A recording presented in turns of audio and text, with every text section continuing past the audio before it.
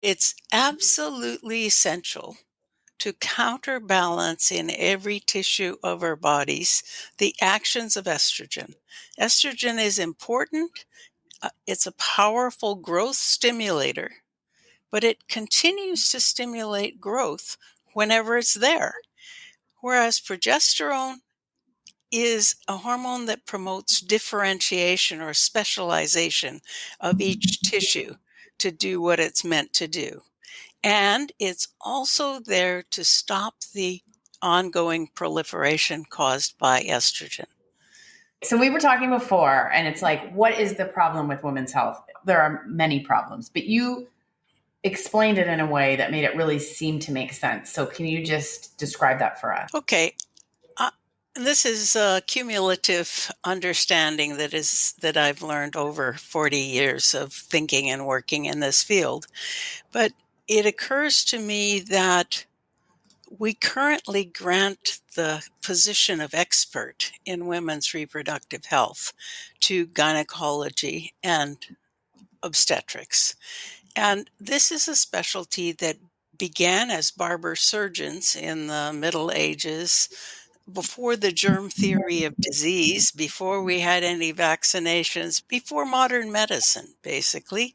And there are many approaches to medicine that differed then than do now. Still, I think gynecology and many surgical specialties, like law, are dependent on the previous legal case and a precedent, or are dependent on what your boss, your head of OBGYN taught you when you were in training.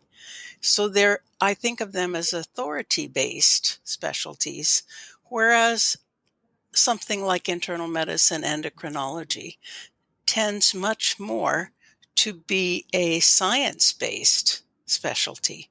In other words, we learn new things and we change how we teach and how we think as we learn new things. So you think that part of us should fall under internal medicine and endocrinology, not gynecology? I think women's reproductive health and its implications for lifetime health needs to be in a specialty that has appreciation of hormonal levels, receptors, genetics, metabolism, associations in the hypothalamus with situation and nutrition and exercise and the social environment, not a specialty that's trained in pelvic surgery. Okay. I'm still astounded when I just hear people talking about estrogen like it's the only hormone that we have. In our previous podcast, you explained to us how estrogen and progesterone had been measured differently. So it made it seem like we had more estrogen when in fact we don't. And so I just wanted to ask you, why are we still making it seem like you said estrogen makes a girl and progesterone gets like a blank stare? Why are we still doing that? Well, in part because gynecology tends to hang on to previous understanding, and we did chemically characterize estrogen before we chemically characterized progesterone. Interestingly, though, there's three kinds of estrogen in our bodies at different times in our life cycle, and it was the menopausal estrogen, estrone, that was discovered first. And actually, progesterone was chemically characterized before estradiol, the hormone of the menstrual cycle, was characterized. So it's a historic thing. As soon as estrogen was chemically characterized, the gynecologist started using it as a treatment. And there was a treatise written within 2 or 3 years called The Woman's Hormone. And of course, that makes some sense if you look at it that way, because men do have one hormone, but women are special. We have two. I was just reading a study that went to the Menopause Society annual meeting, and it was talking about really quite low levels of people on hormone therapy in perimenopause and menopause, much lower than I would have thought. And I was so interested because it was estrogen containing was what they considered hormone therapy. And I thought this is crazy because if you included progesterone and testosterone and DHEA and other forms, you'd probably have much higher. Why were they setting out the study saying only estrogen containing? So that's part of the same wrong concept, is that we become estrogen deficient Mhm. when we're in menopause. Well, because it's a normal part of the life cycle, and our bodies work hard to get rid of the extra follicles so we don't keep having periods when we're 90. I can see, I went through I had a hard perimenopause early in my 40s, and I did a lot of work. And so I'm doing well now in my 50s. Like, I can sleep, I'm not having those problems. My girlfriends all hit a wall. And Yeah. what I'm hearing, things that they're hearing from their doctors, like the word is clearly getting out, but I'm hearing them feed back to me things like, oh, my hormone levels were on the floor.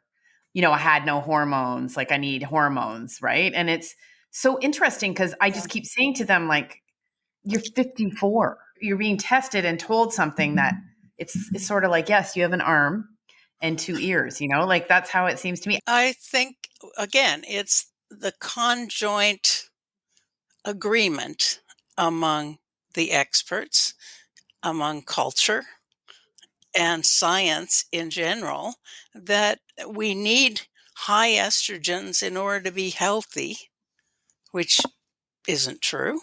Mhm. In other words, we need them during the years from our first period until the year after the last flow. Yeah, we do need them. We need two hormones during that period. We need them balanced in the way the normal ovulatory menstrual cycle balances them. The body goes through chaos in perimenopause in an effort to pull out more of those follicles, stimulate them, hence higher estrogen, which is totally not what women are being told, and get rid of those follicles we don't need anymore so that in menopause we don't have to deal with the demands of high estrogen and progesterone anymore. It boggles my mind when you speak because it seems so clear and so common sense. We need our hormones when we are intended to have our hormones. And then after that, we don't need them. But you see all of these doctors speaking very confidently. We don't have our hormones, and we don't have the protective benefits of our hormones anymore. And that's a bad thing. And it just seems to me like Yeah. I'm looking at people portray something in an upside down way. Like, I don't understand what's going on. It doesn't make any actual common sense that our No. bodies would be designed to only have something and then it would run out and then you'd be screwed. Yeah, the concept of deficiency and replacement is a concept that began shortly after estrogen was first characterized in the 30s, late 30s. And then all these pharma companies began making estrogen. In North America, it was pregnant mare's urine, Premarin, from which we got estrogen. This thing that can happen to a woman is to be estrogen deficient. Mhm. But much of the time, that is an inappropriate concept, because if estrogen is low, progesterone became low much earlier. Mhm. So the low estrogen is the end of a long Mhm. period of adaptation, adjustment, whatever. And in menopause, both estrogen and progesterone are low, but that is part of the natural life cycle. It Mhm. isn't deficient, it's normal. And in fact, if we have our ovaries continue to make testosterone. What do you wish everyone knew about progesterone?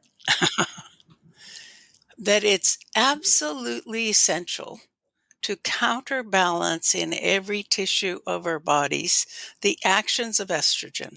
Estrogen is important, it's a powerful growth stimulator, but it continues to stimulate growth whenever it's there. Whereas progesterone is a hormone that promotes differentiation or specialization of each tissue. to do what it's meant to do. And it's also there to stop the ongoing proliferation caused by estrogen. Both are important and both have important jobs, but things that we think of as related to estrogen, like bone health, need both estrogen and progesterone. And unfortunately, that's an idea for which there's good science, both from the very, evidence of a progesterone specific receptor on the osteoblast to evidence that it increases bone density even in women, young women with amenorrhea, no periods for 3 months or longer, and evidence in a meta-analysis of randomized controlled trials in menopausal women that it adds to the benefits of estrogen on bone density. There are also protective benefits for every other part of your body from progesterone. I think that some people are suggesting that taking exogenous estrogen hormone therapy will prevent disease.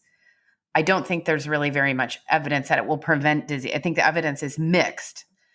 The But evidence is from the randomized controlled trial, the huge Women's Health Initiative, which everyone loves to hate, but those were randomized trials. They separated estrogen and progestin from estrogen alone trials when women who'd had a hysterectomy.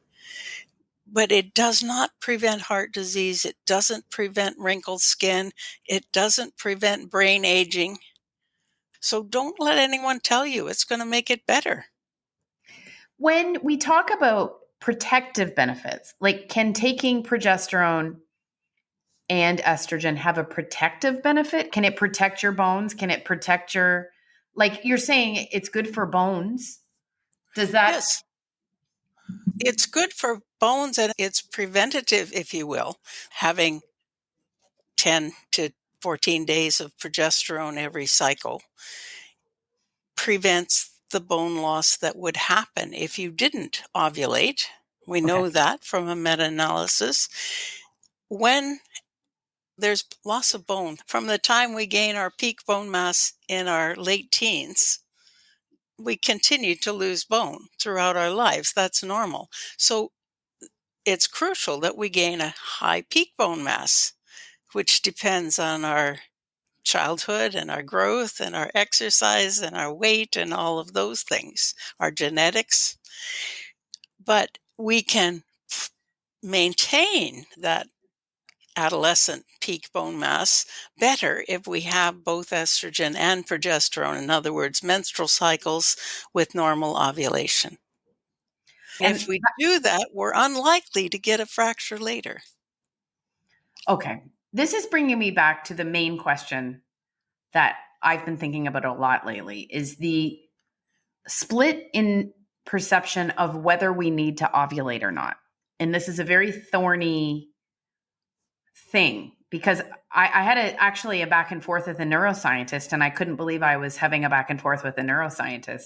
But I had said we need to ovulate, and she said, I think you need to be careful saying that we need to ovulate. And I thought, I don't know why you need to be careful about saying something that, is meant to happen. But it turns out this neuroscientist has been on the birth control pill for 30 years and is perfectly fine and doesn't think there's anything wrong with it. And so, you can't seem to talk about whether you need to ovulate or not without seeming like you're calling the birth control pill into question and getting down that whole road that maybe you're a Trump enthusiast. You know what I mean? Like, it's like, seems like you're entering a slippery slope somehow. But why do we need to, we need to ovulate, right? Yeah. So here's the way I would summarize it. Ovulation reflects women's well-being, and it predicts lifelong good health. The first part of that is that when we're not happy, when we're unfulfilled in our social, emotional, we don't eat enough or we don't sleep enough or we're over exercising, when we don't feel fulfilled and at home with ourselves, then we don't ovulate. Okay? So it's a reflection of our resilience as a person that if we continue to ovulate despite all the things that aren't very comfortable in our daily lives, and everyone has it, you know. So we need to develop a resilience that allows us to ovulate despite our trials and tribulations of everyday life.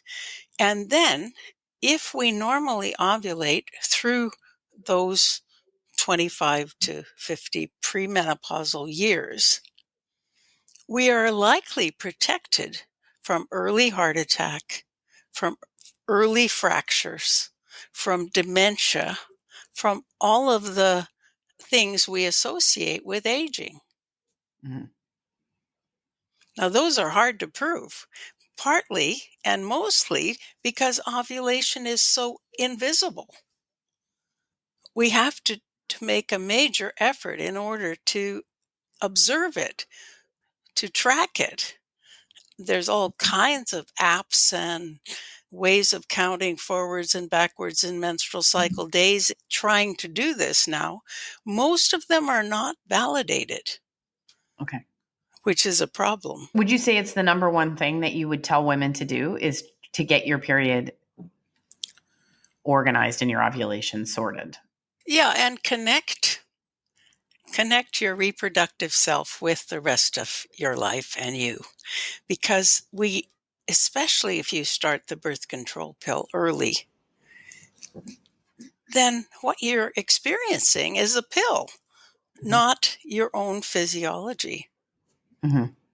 One of the things that no one wants me to tell them is that when we use the birth control pill for treatment in adolescence, we're causing bone loss. We're preventing that teenager from reaching that high peak bone mass that they need to have in order to prevent lifelong fractures. How do you feel about the birth control pill? I, I have mixed feelings, obviously. It's a tremendous advance because it takes the burden of continuous childbirth and nurture and breastfeeding out of the control of someone else and puts it in the hands of the woman herself, which is where it belongs. Mhm. However, it is a blunt tool and it carries with it the problem that I just mentioned, that it prevents the gaining of peak bone mass in teens, but it may also prevent the normal development of secure ovulation. And that's a big concern. We can't prove it. It's kind of an associational thing at this point. But I do think that those who start it early feel less grounded in their own physiology, less accepting of their whole body.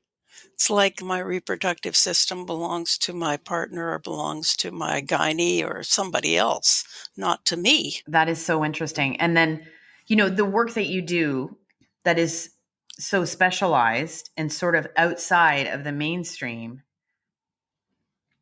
it would take more people being interested in that line of work for us to do more study on this. Like, it's not popular to Exactly. study problems with a pill, right? You're not going to be a popular researcher.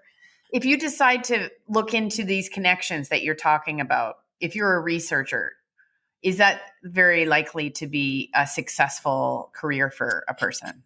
No, no, you're not going to get funded. And if you manage to do the research, you're not going to get it published.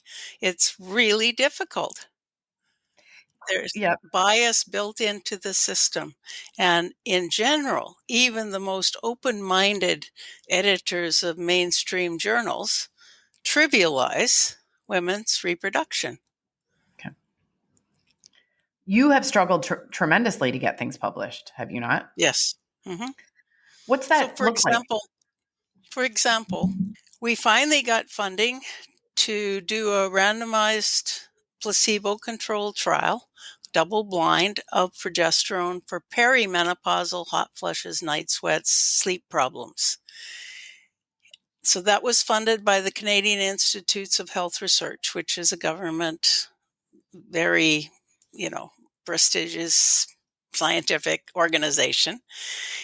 They, however, cut back a third of the funding, which is horrifying in a randomized controlled trial. At any rate, no one had previously done a well-powered study in perimenopause when hot flushes are much more variable. We ended up with 189 women from across Canada, actually, from Nunavut all the way to Nanaimo, in this 3-month trial.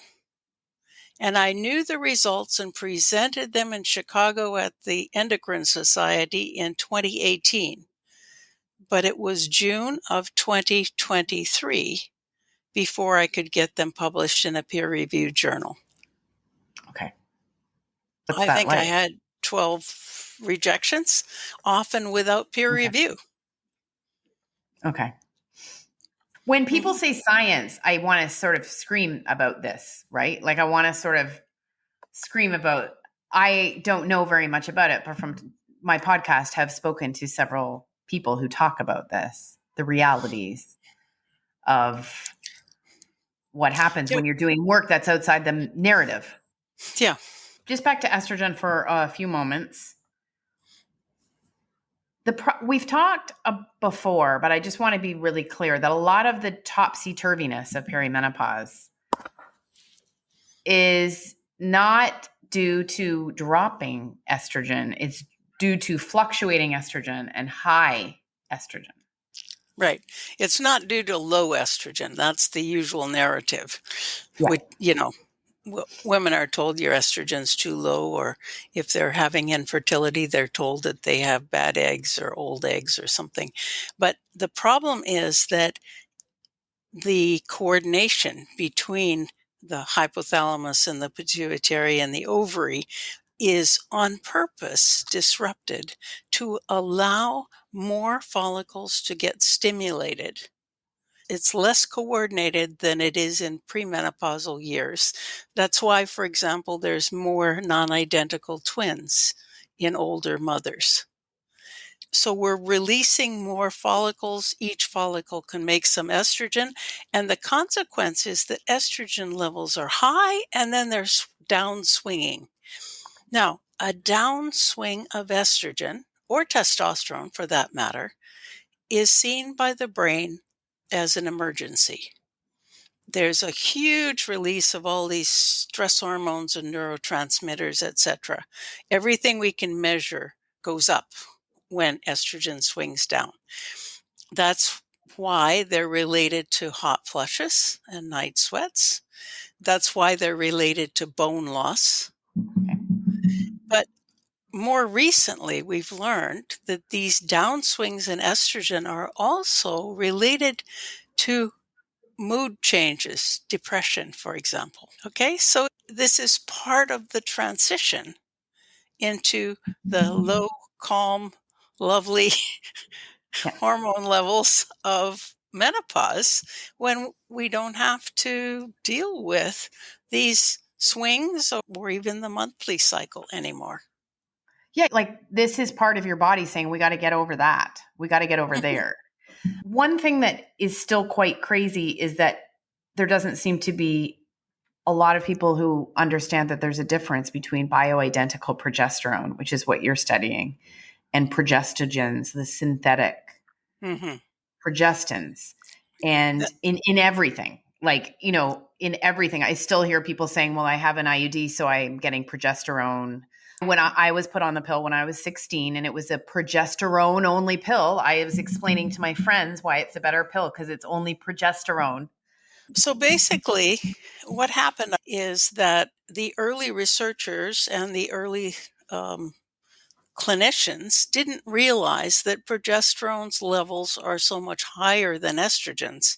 So if they used it as a therapy, they used a homeopathic dose and saw nothing. Or they gave it by mouth and it was dissolved into other things and didn't have hormonal action because that's what happens to it in the intestine.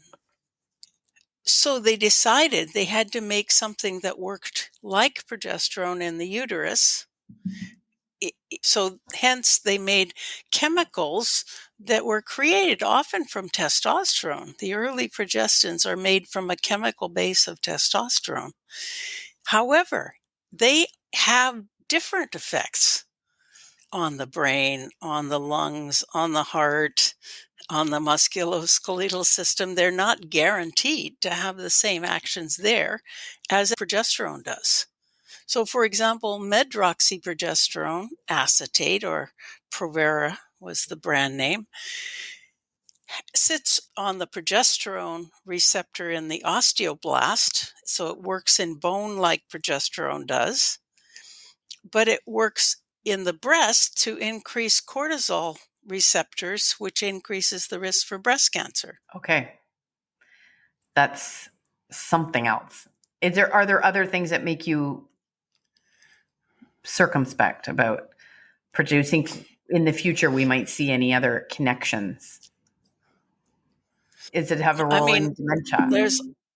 we don't have a clue about most progestins and how Okay. they work. Do you have any other trepidation about it? It seems like the risk signals are for breast cancer. Is there any possibility for dementia? They don't seem to separate out whether it was bioidentical. First of all, they don't seem to separate out bioidentical from synthetic hormone therapy. And they don't seem to separate out whether it was progesterone or progestin in many of That's the right. studies.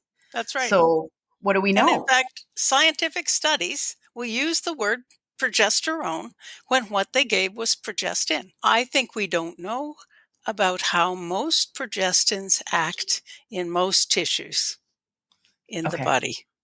So that's a concern. Now, here's something I don't want to forget to mention. Science is based on observation, sufficiently broad and sufficiently unbiased, so we can say this is what we expect in a average value, and this is what we expect in variability. We do not currently have the data about the menstrual cycle and ovulation and its changes over time in unbiased, large samples, prospective. We are working in a vacuum, a scientific vacuum related to what to expect and what is associated with good health in women's menstrual cycle and ovulation. Right. And nobody recognizes that. We take old biased data, for example, good studies, yes, but biased. The undergraduates in some Midwest university who were women in the 30s. Well, weren't very many women undergraduates in most universities in the US in the 30s. Yeah. So these were biased samples, and yet they're the best we can come up with for what to expect. What about estrogen only? For a while now, I've been hearing doctors tout the benefits of estrogen only, like benefits found in estrogen only studies, the positives. And I'm thinking the only way you can take only estrogen now, I mean, that was what they gave women at first, and it didn't go that well, right? Because they ended up getting an endometrial cancer. The only That's way right. you can give women estrogen only now is if they don't have a uterus. So I don't understand why I see doctors promoting estrogen only when most women can't take estrogen only. They should be taking progesterone or It's just bias. It's not a scientific understanding of the reproductive system in women. and then And okay. when I say, as I've been saying for decades, a woman who doesn't any longer have her uterus still has breast, brain, bones that need progesterone. Mhm. Well, you walk into the hospital to get a hysterectomy with your orchestra of hormones, and you walk out only needing one. I mean, I know they're giving progesterone now to some people, but if you keep your ovaries and you only take estrogen, there is an association with a risk of ovarian cancer. There was just a recent study about that, and then I went down a rabbit hole. That's not the only study. You never ever hear that. Yeah, it hasn't been well studied, and if it's been studied, it hasn't been well published. Okay. This is the problem. So Okay. we don't really know. I I think we use first principles, and first principles related to women's reproduction are the normally ovulatory menstrual cycle. And that includes high dose, if you will, progesterone for at least 10 and ideally 14 days each cycle. Do you have any thoughts about IUDs and progestin? I have a friend who was prescribed hormone therapy, estrogen. They upped her estrogen and then she started bleeding. She's bled for 3 weeks and her gyno said he thought she should get an IUD. She's 54. And I hear this a lot. As IUDs are very helpful in perimenopause for the flooding bleeding. Mhm. And I just wondered because I get this question a lot on social media too. Like, should I get an IUD? And I'm like, I'm not a doctor, I'm a journalist. But also, I feel like there are some people who have some things to say about that question. So there's a lot we don't know about the IUDs. The earliest one and the strongest one, Marina, has 54 milligrams of levonorgestrel, which is one of the early androgenic progestins, but it's released locally in the endometrium, which is why it helps with heavy flow in perimenopause Okay. when estrogen's too high. And it is a good choice in perimenopausal women with heavy bleeding. But we don't understand whether or not there are systemic effects, whole body effects, in other words, of this levonorgestrel. Right. It's a helpful kind of treatment for women with endometriosis or adenomyosis, where the glands of the uterus or the lining go into the muscle of the uterus. So they are very helpful. It's useful to have it, and it's an extremely reliable method of contraception that, as far as we know, does not disturb ovulatory cycles. In Okay. other words, you will not, in fact, in most cases with the Mirena, have normal regular flow, but the hormonal changes underlying your menstrual cycle appear to be going on as normal. So it's something that will help you with your symptoms. It's not going to fix any underlying problems. We can't guarantee it, no. Oh, no. And so, for example, we showed that progesterone alone is effective for night sweats and for sleep problems in perimenopause. What was interesting is this is 300 milligrams at bedtime every day for 3 months, is that women themselves didn't perceive any change in their menstruation. Okay. Now, these were not women with heavy flow. These were perimenopausal women with night sweats and hot flushes. But there were a few more women who appeared to become menopausal during that trial if they were on the progesterone than if they were on the placebo. But it's not clear whether that was primarily an effect on the endometrium and they might get their period back again if they stop the progesterone. So, yeah, you have to understand the life phase, you have to understand the dose, you have to understand the duration Okay. when we're talking about progesterone. And one of the things that is not accepted in the current understanding of the normal menstrual cycle is how variable the duration of progesterone is. In fact, that's something that in general gynecology denies occurs, that you can find very well reputed people saying the luteal phase is fixed at 13 or 14 days. And And you're saying what? that is not what we see when we follow a woman over time.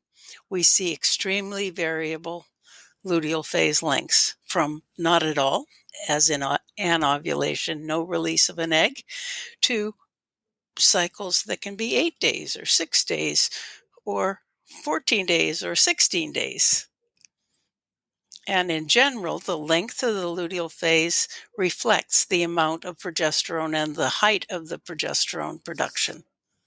So longer is better. But Yeah, can it be too long? progesterone is a time-dependent hormone. Yeah. In fact, if it's longer, it's likely you had a pregnancy and didn't realize it. Oh, Hmm. that is very rigid. Saying that it's, and it also, as you're saying it, it's not, seems like nonsense. Why, how could it be exactly that, like this, click, click, Yeah, click? it's not a motor. No.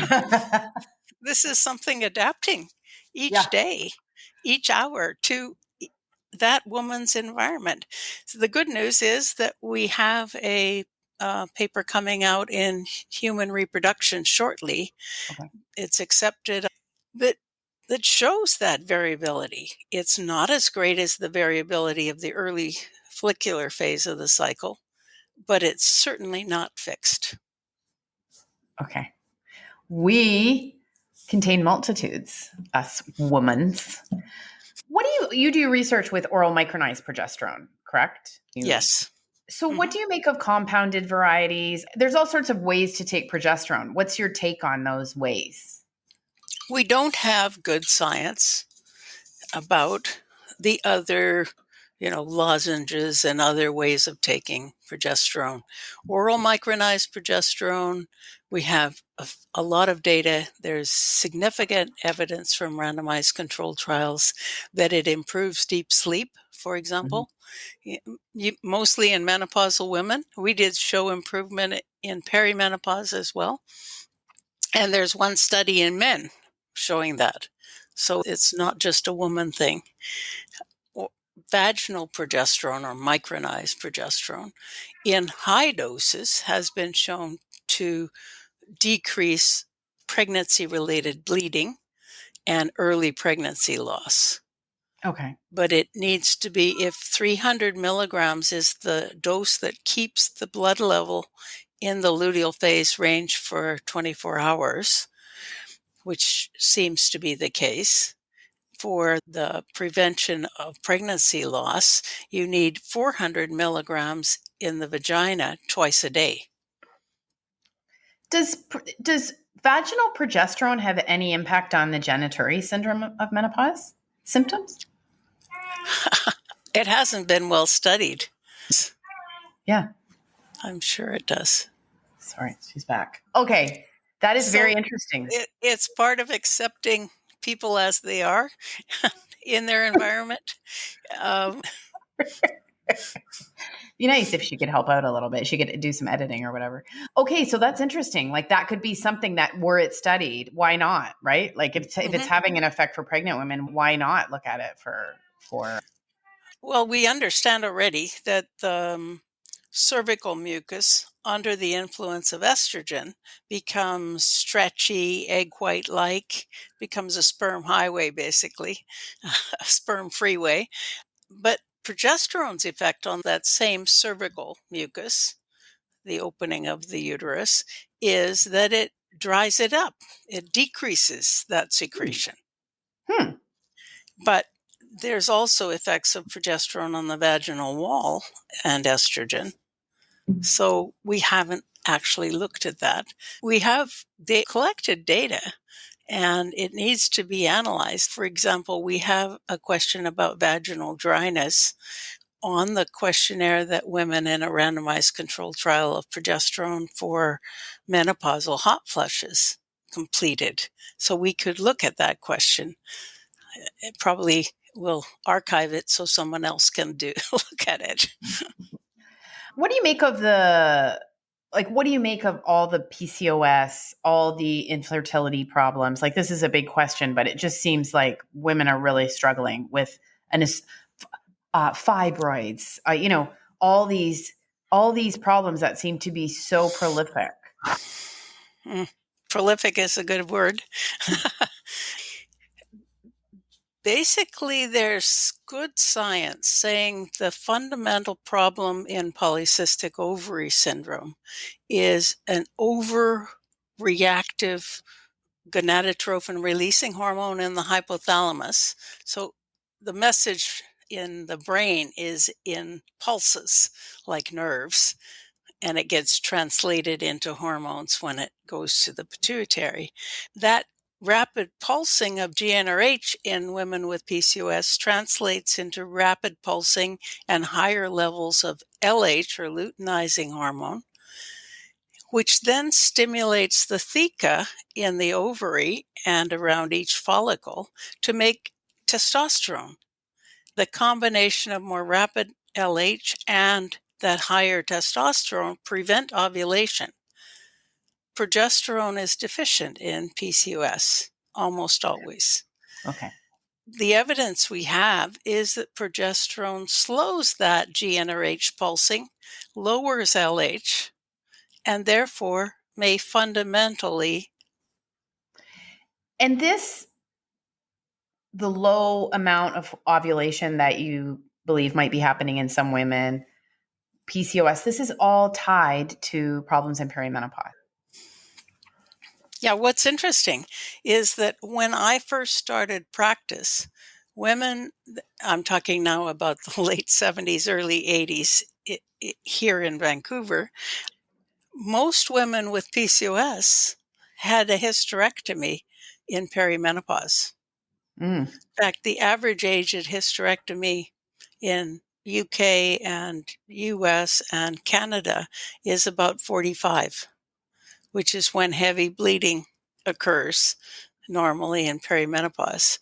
But almost every woman with PCOS had heavy bleeding in perimenopause. And we could prevent that if they are treated with progesterone earlier, cyclically, 14 days each cycle. And in fact, we rarely see that now, that hysterectomy of every woman with PCOS. That's good. I'm interested in the connection between the comfort in your body that will allow you to have a cycle where you ovulate and, produce progesterone as your body intended, and over time and your experiences in perimenopause and the links and this psychological connection in the way that you felt so that you could ovulate and the way you felt in perimenopause. Because we have research that says, if you had adverse childhood experiences, sociological poverty, racial weathering, these things can all contribute to an earlier menopause, a worsened menopause. So it's not all in your head. It seems like when you try to say that, it's like almost letting women down. But I'm just curious, from your perch, personally and professionally, what do you think about this? Well, first of all, remember that the normal pattern of perimenopause is for the feedback relationships to be broken. So I'm not sure that the perimenopause experience can be equated with the usual adaptive changes in premenopausal women.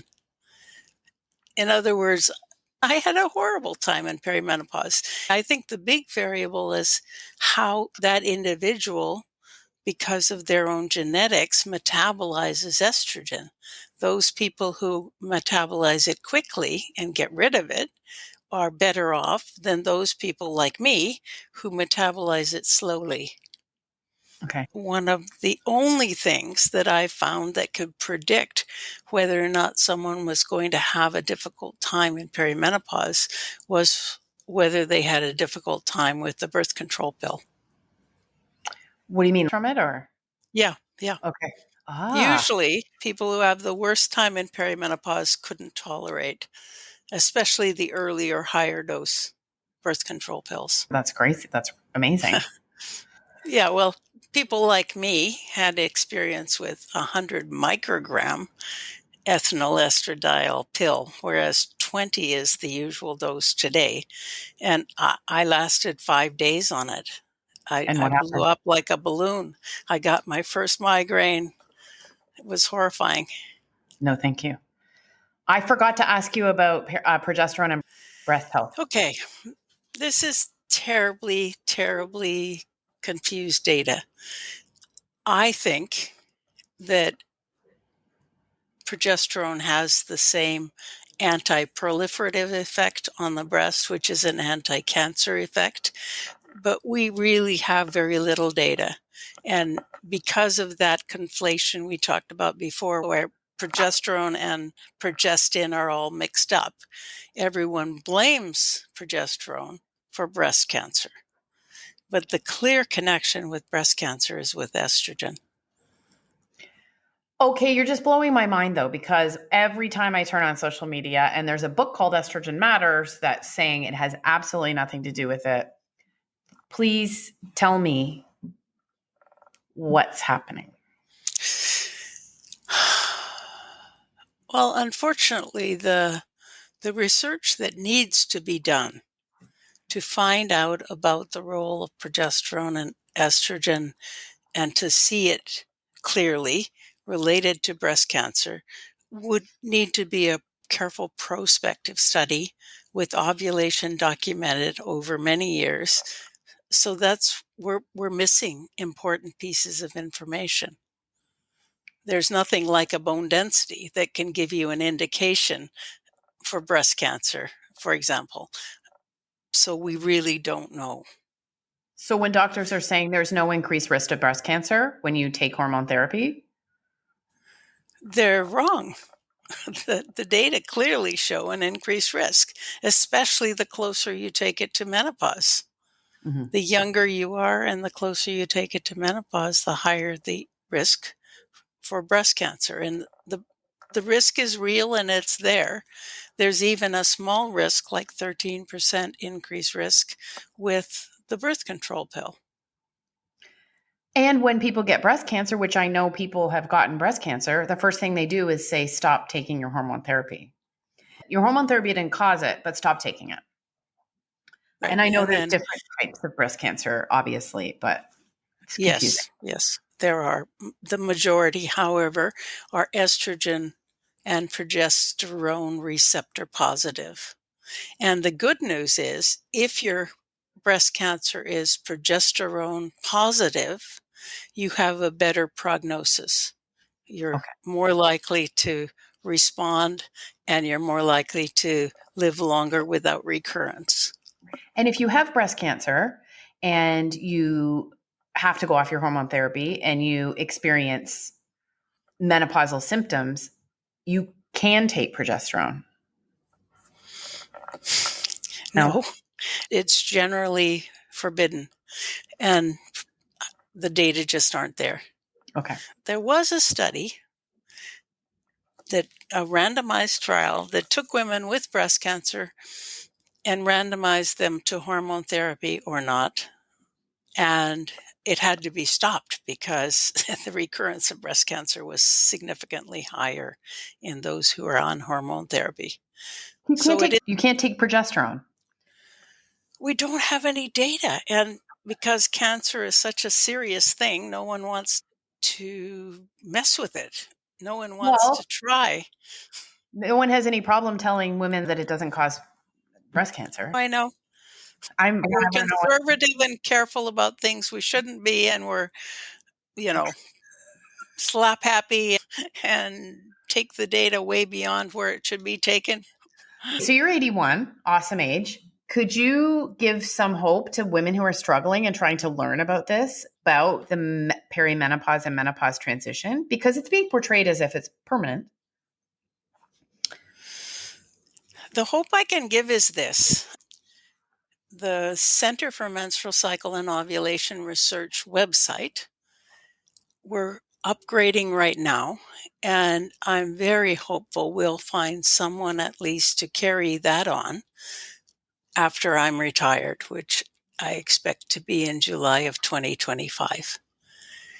But I'm hoping that courageous young researchers will also take the ideas and the concepts that I've pioneered and carry them on so that we can start using cyclic progesterone as an appropriate therapy for things like irregular periods in adolescence rather than using the birth control pill, or even potentially things like menstrual cramps, because we recently showed that menstrual cramps were worse in anovulatory cycles without ovulation and without progesterone than they were in ovulatory cycles. Wow. Okay, well, that is very hopeful. You have some research that you're wrapping up over the next couple of months, hopefully. What are you working on? What can we look forward to?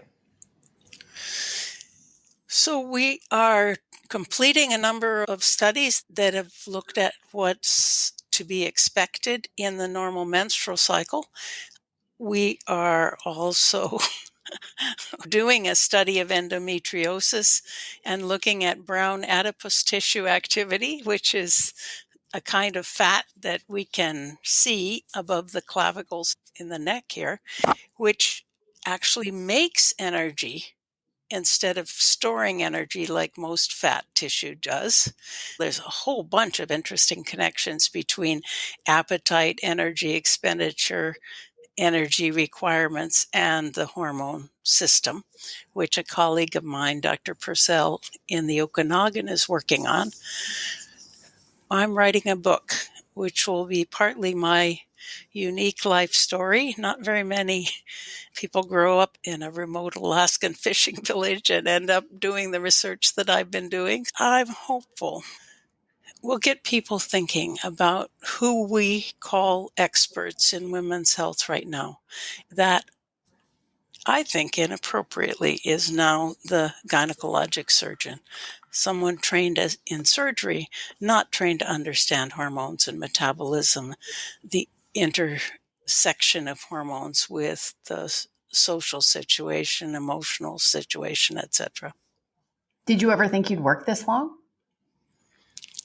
I'm a hardworking person and I'm practical, so I like to test ideas, and I'm willing to test ideas that other people haven't thought of before. Unfortunately, this job will disappear when I retire, I'm afraid.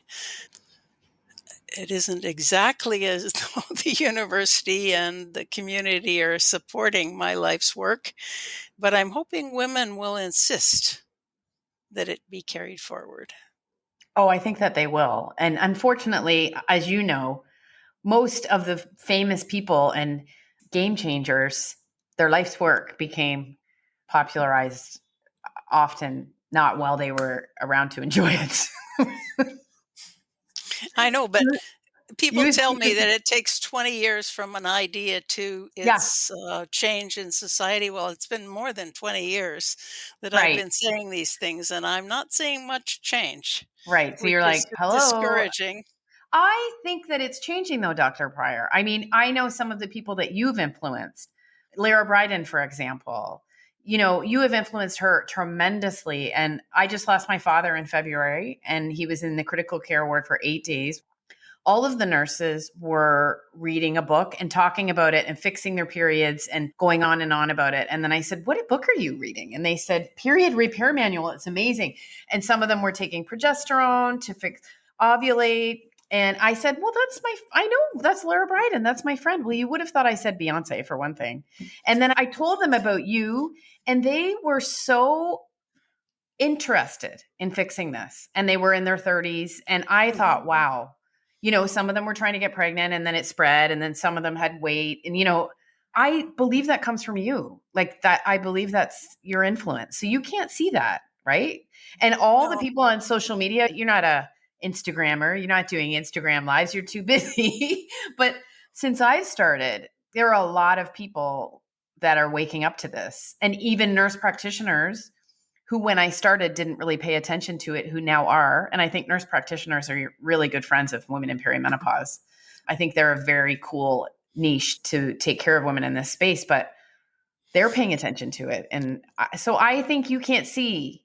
Like, I just want you to know that I think it's out there. I'm hopeful. And if I had a dream and there's someone who's well endowed and wants to really change and improve women's health, we need a professorship in Okay. women's health and endocrinology, Okay. because I think that's where the advancements are going to come from. Okay. Well, that's fantastic. Hmm. That's so. What's 8 or 9 million for an Yeah. endowed professor? Listen, well, Nicole Shanahan's researching. She was married to the Google guy, and she's trying to end menopause, you know, and turn everything around. So maybe she could help you Well, out. tell her. Right now. So I hope it's not when your book comes out, it's the next time I'm talking to you, but I appreciate you so much for being generous with your time and explaining all this. It's just fantastic. I still get a lot of people listening to that episode. So you are very influential. Well, I've enjoyed talking with you. Yeah. And my cat has enjoyed it too. Meow. Well, thank you so much. I'll stop.